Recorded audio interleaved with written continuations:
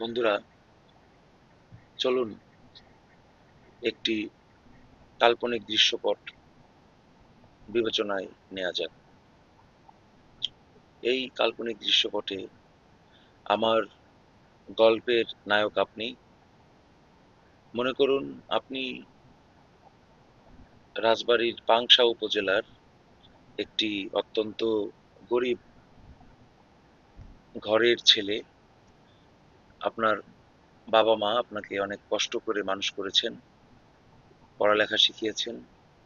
আপনি ছোট থেকেই খুব মেধাবী ছিলেন, যার কারণে আপনি উচ্চশিক্ষা সম্পন্ন করার পরেই একটি মোটামুটি ভালো চাকরি পেয়েছেন। আপনি আপনার পছন্দের মেয়েটিকে বিয়ে করেছেন। আপনার ঘর জুড়ে আলোর ঝলকানি দিয়ে একটি পুত্র সন্তানের জন্ম হয়েছে মাত্র 2 মাস আগে। আপনি কর্মসূত্রে ঢাকার নবীনগরে অবস্থান করেন। সেখান থেকে ঈদের ছুটি কাটাতে আপনি বাড়ি গিয়েছিলেন। তো ঈদের ছুটি কাটিয়ে আপনি কুষ্টিয়ার থেকে ঢাকাগামী সৌহার্দ্য পরিবহনের বাসে আজকে দুপুরে নাগাদ উঠেছেন পরিবার সহ। আপনার বৃদ্ধা বাবা মা আপনাকে যাওয়ার সময় বলেছিল, খোকা, সাবধানে যাস, নাতির প্রতি খেয়াল রাখিস, বৌমাকে দেখে রাখিস। আপনি বলেছিলেন, চিন্তা করো না, আমি তো আছি, আবার কোরবানির ঈদে চলে আসবো। এরপরে আপনি বাসে উঠলেন।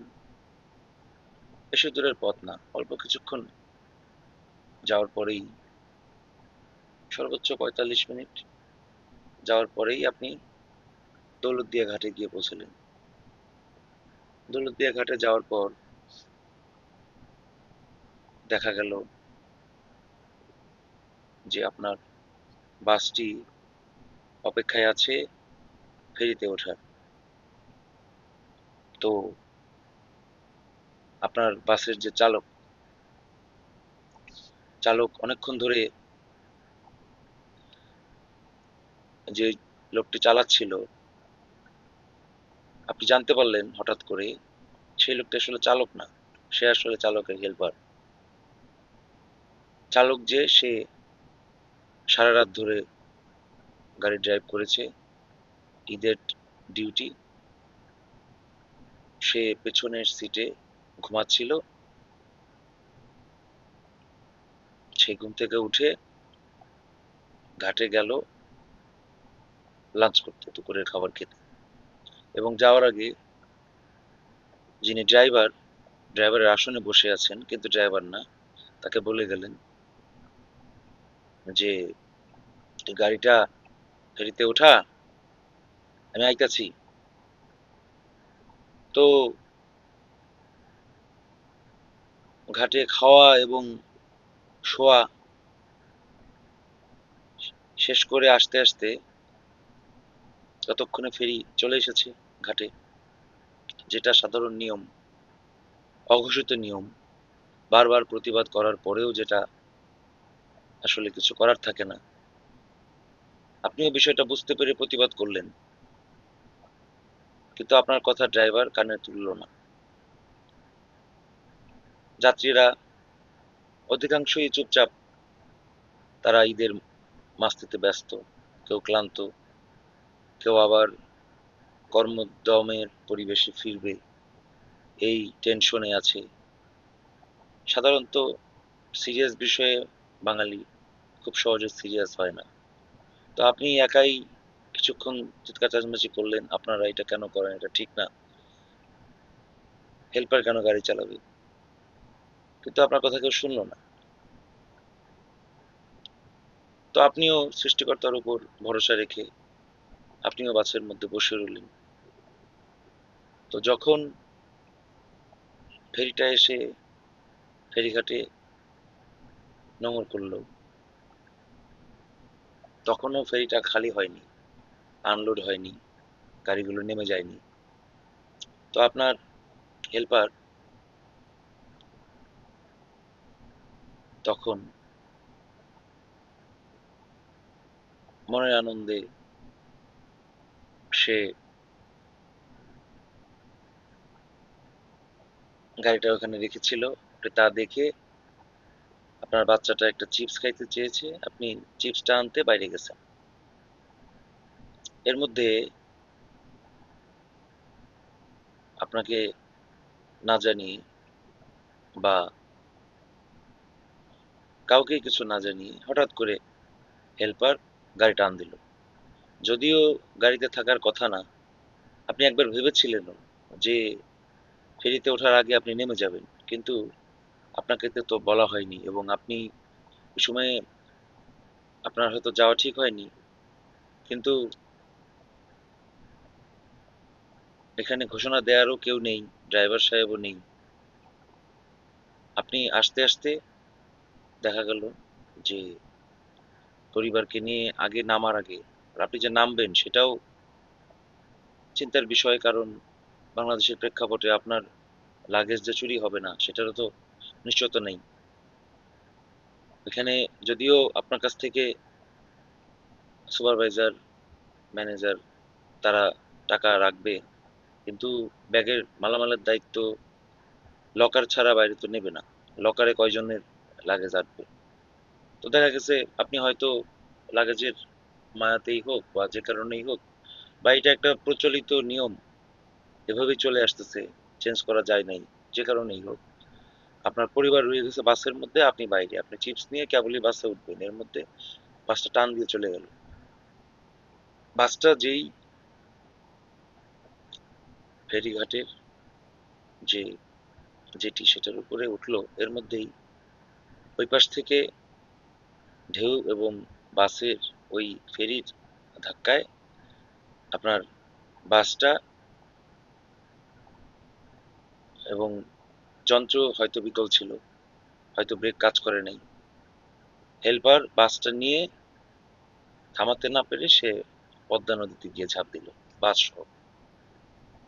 আপনি দৌড়ে এসে, এই থামাও থামাও থামাও, এই থামেন থামেন, স্টপ স্টপ বললেন, অনেক চেষ্টা করলেন বাস থামানোর বলে, কিন্তু বললে তো বাস থামবে না। বাস তো আর মানুষ না যে আপনার কথা শুনবে, বাস তো যন্ত্র, তাকে যেভাবে চালানো হবে সে সেভাবেই চলবে। তো বাসটা গিয়ে সামনে দেখলো যে কোনো রেলিংও নাই, যে রেলিং এ থামবে, সরাসরি সে চলে গেল পদ্মা নদীর ভিতরে। তো এটা দেখে উপর থেকে অনেকে আল্লাহ আল্লাহ বাঁচাও আল্লাহ বলে ডাকাডাকি করতেছে, কিন্তু দেখা গেল না আশপাশে কোনো ডুবুরির দল। ওই পদ্মা পাড়ের মানুষজন তো সবাই সাঁতার জানে, একজন বাদে কাউকে লাফ দিতেও দেখা গেল না। আপনি হতবিহ্বল হয়ে পড়লেন, এই পর্যায়ে আপনি কি করবেন? আপনার বাচ্চা এবং স্ত্রী ভেতরে, আপনি বুক চাপড়াচ্ছেন, কান্নাকাটি করছেন, একবার লাফ দিলেন, লাফ দিয়ে কিছুক্ষণ খোঁজাখুঁজি করে দেখলেন যে বাস একদম তলে চলে গেছে, ওখানে নামলে পরে আপনি আর উঠতে পারবেন না। তখন আপনি কি করবেন? আপনি যদি বাচ্চা এবং স্ত্রীকে বাঁচাতে চান, আপনার বাড়িতে বৃদ্ধা বাবা মাকে কে দেখবে? আপনি সেই কথা ভেবে আপনি আবার সাঁতার কেটে উপরে উঠে চলে এলেন। সেটা বিকাল 4টার কিছু পরের ঘটনা। এরপরে তার কিছুক্ষণ পরেই উদ্ধারকারী জাহাজ হামজা এলো, যেটা স্বাভাবিকভাবে হয়, কিন্তু বৈরী আবহাওয়া। আপনি জানেন না যে বাংলাদেশে কোনো বড় জলোচ্ছ্বাস ঘূর্ণিঝড় হয়েছে কিনা। আপনি হলিউডের মুভি দেখেন, সেখানে দেখেন যে হেলিকপ্টারে করে সাগরের মধ্যে থেকে মানুষজনকে উদ্ধার করে নিয়ে যাচ্ছে। একটা বিড়ালের জন্য উদ্ধারকারী দল তার বেয়ে উপরে উঠে যাচ্ছে। এখানে আপনি তেমন কোনো কার্যক্রম দেখতে পেলেন না।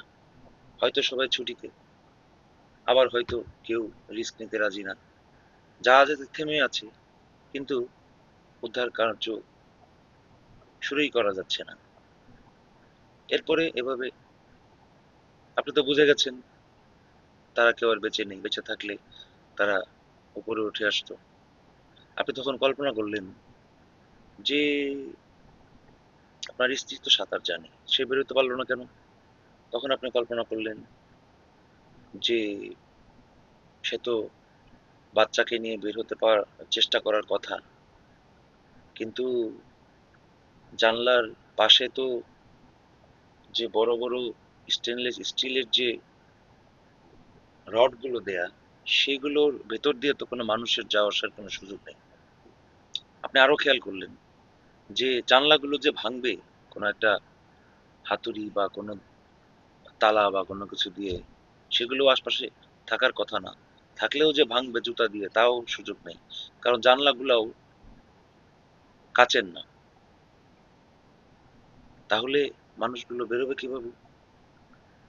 যদি বের হওয়ার সুযোগও থাকতো, আশপাশের লোকজন টেনে ধরতো পা, কাকে রেখে কে আগে বের হবে? কারণ সবারই তো সময় অল্প, শ্বাস প্রশ্বাস নিতে হবে। কতক্ষণ শ্বাস প্রশ্বাস বন্ধ করে থাকা যায়? এবং বাসের দরজাটাও ছিল আটকানো, যাতে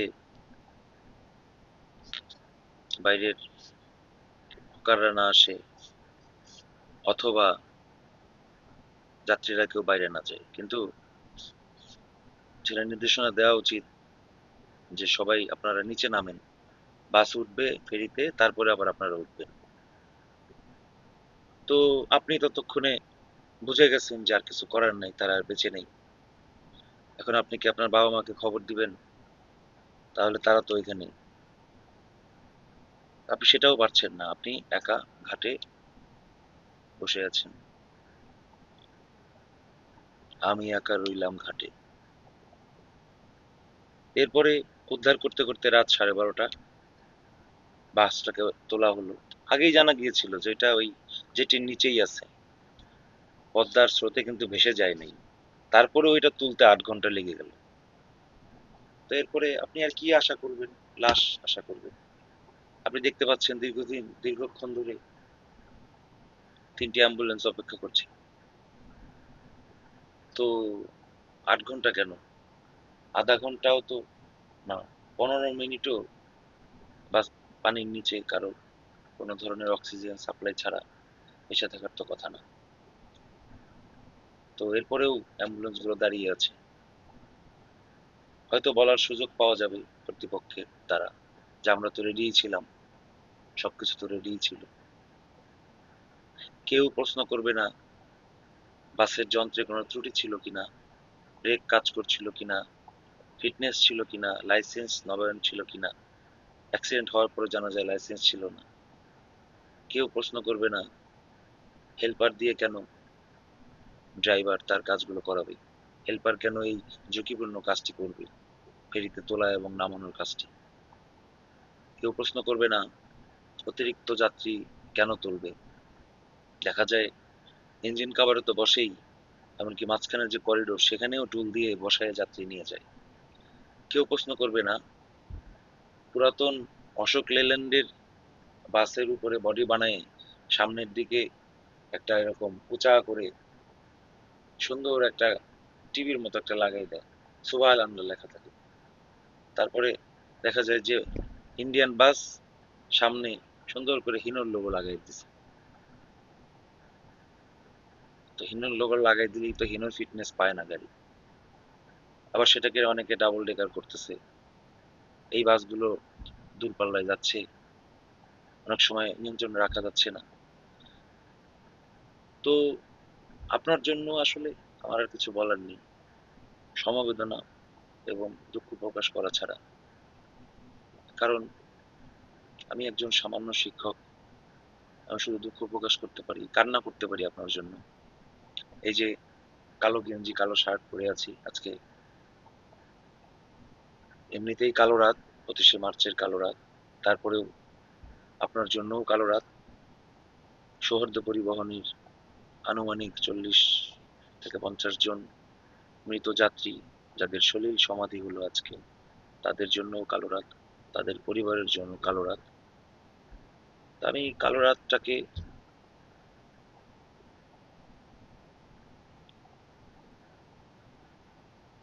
মুছে দিতে চাইলে তো পারবো না, কিন্তু আমি একটা মেসেজ দিতে চাই সরকার এবং যথাযথ কর্তৃপক্ষের কাছে, যে আমি নিজে এরকম বহুবার, যখন পদ্মা সেতু হয় নাই, এই দৌলতদিয়া দিয়ে ঘাট পার হতে গিয়ে আমি এরকম দেখেছি। আমি নাম বলতে চাই না, এর আগে অনেকবার বলেছি, এখন আর বলতে চাই না। বাসের ফিটনেস থাকে না, অশোক লেল্যান্ড বাস হিনো বলে চালাচ্ছে, হিনোর ভাড়া নিচ্ছে অতিরিক্ত, তার চেয়েও আবার অতিরিক্ত ভাড়া নিচ্ছে ঈদের সময়। তারপরে চালকরা ঘন্টার পর ঘন্টা ডিউটি করতেছে, তাদের রেস্ট মিলছে না, তাদের একটা স্যালারির আওতায় আনছে, যতবার খুশি তোমার টিপ দেওয়া লাগবে, তুমি এত টাকা পাবা। তখন দেখা যায় তাদের কিছু করার থাকে না, দায়িত্ব পালন করতে হয়। তখন অনেক সময় অ্যাক্সিডেন্ট ঘটে, আবার অনেক সময় তারা, তখন একটু ঘুমের প্রয়োজন হয়, মানুষ তো, যন্ত্র তো না। তখন দেখা যায় হেল্পারকে দিয়ে বলে তুই একটু এইটুক কর, হেল্পারকে ট্রেনিং দেয়, এর মাঝখান দিয়ে মানুষের জীবন চলে যায়। আবার এই যে বললাম, স্টিলের যে রডগুলো না থাকলেও হয়তো মানুষগুলো আস্তে আস্তে বেরোতে পারতো। তারপরে জানালাগুলো কাচের হলে হয়তো ভেঙে বেরোতে পারতো। তারপরে মনে করেন আরো অনেক কিছুই হতে পারতো। ওখানে ডুবুরি দল থাকতে পারতো প্রতিটা ঘাটে, কতগুলাই বা আর ঘাট বলেন। আনএমপ্লয়মেন্ট তো বাংলাদেশে একটা বড় প্রবলেম। তো এই যে তরুণ যুবক, বাংলাদেশের অধিকাংশই ভোটারই এখন তরুণ, এদেরকে কি কাজে লাগানো যায় না? যারা ভালো সাঁতার জানে, ডুবুরি হিসেবে ঘাটগুলোতে রাখা যায় না? এরকম কোনো ঘটনা ঘটলে তারা সাথে সাথে ডাইভ করবে। ডুবুরিদের স্যুটের দাম আর কত, অক্সিজেন ট্যাঙ্কের দাম আর কত, এগুলো চাইলে কিন্তু সম্ভব। তারা নামবে, নেমে মানুষগুলোকে উদ্ধার করবে। তারপরে যেটিতে রেলিংটা দেওয়া যায় শক্ত করে, যাতে বাসগুলো যদি নিয়ন্ত্রণ হারায়ও যাতে পড়ে না যায়। আরো যা যা করা যায়, এই যে উদ্ধারকারী জাহাজগুলো ওখানে থেকেও কেন উদ্ধার করতে পারতেছে না? এত বড় ঘূর্ণিঝড় তো আর হয় নাই, ঝড়ো বাতাস দেখলেই তারা উদ্ধার করতে নামবে না, কেউ জীবনের রিস্ক নেবে না। ঠিক আছে, কিন্তু এখন তো প্রযুক্তির যুগ, কিছুটা রিস্ক নিতেও হবে, আমাদের কাজই তো হ্যাজার্ড মূলক কাজ। আবার মানুষের জীবন বাঁচানোর জন্য চেষ্টাও করতে হবে। আর সবচেয়ে যেটা জরুরি, সেটা হচ্ছে প্রতিবেশী দেশের হেল্প নিয়ে হলেও, বা বড় কোনো দেশের হেল্প নিয়ে হলেও পদ্মা সেতুটা করা দরকার। এই পাশে একটা সেতু শেখ হাসিনা করে গেছেন, তিনি ফ্যাসিস্ট হন আর যাই হন, বিশ্ব ব্যাংককে বুড়ে আঙ্গুল দেখায় তিনি কিন্তু নিজেদের টাকায় পদ্মা সেতু করে গেছেন। তো এই পাশ দিয়েও একটা সেতু করা যেতেই পারে। এটা বিএনপি করায় দেখাক, বিএনপি সরকারে আছে, তারাও বলতে পারবে আমরাও একটা করছি। এটা অতি দ্রুত কাজ শুরু হোক। নোবেল বিজয়ী সরকার তো 1.5 বছরে একটা ভিত্তিপ্রস্তর স্থাপন করতে পারলো না এই সেতুর। আমরা তো আশা করছিলাম মানে 5 বছর থাকবেন, অনেক কিছু উন্নতি হবে। দেখা গেল আমার মতো মানুষের বেতন ভাতা বন্ধ 15-16 মাস ধরে। আরো অনেকেই কষ্টে আছেন, যাই হোক, সেটা আলাদা বিষয়। তো এই বিষয়গুলো পর্যালোচনা করার ব্যাপার আছে। মানুষ এত হিংস্র হয়ে যাচ্ছে কেন? ঈদের দিন নামাজ পড়ে ফরিদপুরের নগরকান্দায় দুই পক্ষে শুরু হয়ে গেল মারামারি। কালকেও টেটা নিয়ে যুদ্ধ শুরু হয়ে গেল ব্রাহ্মণবাড়িয়ায়। আজকে একজন ডাক্তার তার নিজের ভাইকে গুলি করে মেরে ফেলছে বলে এরকম একটা অভিযোগ। বোয়ালমারিতে 5 বছর চাকরি করে আসছে, শটগানের গুলি করে নাকি মেরে ফেলছে। বিরোধ জমি জমার বিরোধ নিয়ে তো আমিও ভিকটিম। দ্রুত দ্রুত বিচার ট্রাইব্যুনালে যদি এই মামলাগুলো পরিচালনা করা যেত, বা থানার পুলিশকে বা প্রশাসনকে যদি কিছুটা ক্ষমতা দেওয়া যেত, তারা যদি সৎভাবে ক্ষমতাগুলো ব্যবহার করত, অসৎ না হতো, সবাই যদি আমরা একটু সৎ হতাম, তাহলে হয়তো এই মৃত্যুগুলো দেখতে হতো না। এমনিতেই বৈশ্বিক পরিস্থিতি খারাপ, যুদ্ধ চলতেছে, তেল পাওয়া যাচ্ছে না, জিনিসপত্রের দাম বাড়বে। এলজেডি মন্ত্রী মহোদয় নিজেই বলেছেন, তিনি বলেছিলেন পদ্মা সেতু এবং কর্ণফুলী যে টানেল অপ্রয়োজনীয়। তো এখন পদ্মা সেতু ওই দিক দিয়ে একটা আছে, ওটা না থাকলে আরো এরকম কত ঘটনা ঘটতো তার ঠিক ঠিকানা নেই। এখন আমি মন্ত্রী মহোদয়কে অনুরোধ করবো, মন্ত্রী মহোদয় আপনি তো বিএনপি মহাসচিব হিসেবে শোক জানিয়েছেন, আপনি এবার উদ্যোগ নিয়ে আপনি মাননীয় প্রধানমন্ত্রীকে বলে আপনি আমাদের দক্ষিণবঙ্গবাসীর জন্য এই দৌলতদিয়া পাটুরিয়া দিয়ে একটা সেতু আপনি দয়া করে করে যান। আপনার বয়স হয়েছে, আপনি বলেছেন এবার সবার দোয়া চেয়েছেন, হয়তো সামনের বার ইলেকশন নাও করতে পারেন। তো আপনার এই মেয়াদে, যদিও আপনি লোকাল গভর্নমেন্টের দায়িত্বে, তারপরেও আপনি বিএনপির মহাসচিব হিসেবে আপনি চাইলে পারবেন। আপনি একটু দায়িত্ব নিয়ে আমাদের দক্ষিণবঙ্গবাসীর জন্য একটু উপকার করে যান, যাতে শেখ হাসিনাকেও আপনার পরবর্তী প্রজন্ম বলতে পারে যে না, শুধু আপনিই পদ্মা সেতু করেন নাই, আমরাও করছি। তো পদ্মা সেতুর প্রয়োজনীয়তাটা তো এখন বোঝা গেল। আর দোষীদের অবশ্যই বিচার চাই, দায়িত্ব জ্ঞানহীনতা দোষ তো অবশ্যই আছে, কিন্তু বিচার কিভাবে হবে? হেল্পার যদি বাসটাকে নিচে নামিয়ে থাকে, সে বেঁচে আছে কিনা জানি না। সে যদি বেঁচে না থাকে, ড্রাইভার যদি উপরে থাকে, ড্রাইভার তো খুঁজে পাওয়া যাবে না। আর যদি পাওয়া যায়ও, সে বলবে আমি তো হেল্পারে বলিনি তুই বাস চালা, আমি তো একটু সিগারেট টানতে গেছিলাম, বা আমি একটু ওয়াশরুমে গেছিলাম। বাংলাদেশের মানুষের অজুহাতের তো শেষ নেই। তো যাই হোক, আজকের এই দিনটা খুব কষ্টের দিন। সড়কে অনেক প্রাণ যাচ্ছে, কষ্টের দিন শেষ হচ্ছে না আমাদের জাতির জীবনে। কি এক ঘোর অন্ধকার নেমে এলো, জানি না এই অন্ধকারের শেষ কোথায়। তো কালো রাত শেষ হয়ে নতুন সূর্যোদয় ঘটুক স্বাধীনতা দিবসের প্রাক্কালে, এটাই কামনা করি। মুক্তিযুদ্ধ চেতনার সপক্ষে আমরা যেন এগিয়ে যাই, আমরা যেন একটি সুখী সমৃদ্ধশালী উন্নত বাংলাদেশ গড়তে পারি, যেখানে বিজ্ঞান মনস্ক মানুষ তৈরি হয়। মানুষ যেন উপরের দিকে না তাকিয়ে থেকে হাতে কাজ করার দিকে বেশি আগ্রহী হয়, তারপর বাকিটা উপরের দিকে ছেড়ে দিবে। এবং কোনো প্রাণ যেন এভাবে অবহেলায় বা অযত্নে বা অব্যবস্থাপনায় বা সিস্টেমের গাফিলতিতে, বা যাদের এগুলো তদারকি করার কথা তাদের গাফিলতিতে না যায়, সেই দাবি থাকবে। সবাই ভালো থাকবেন। জয় বাংলা।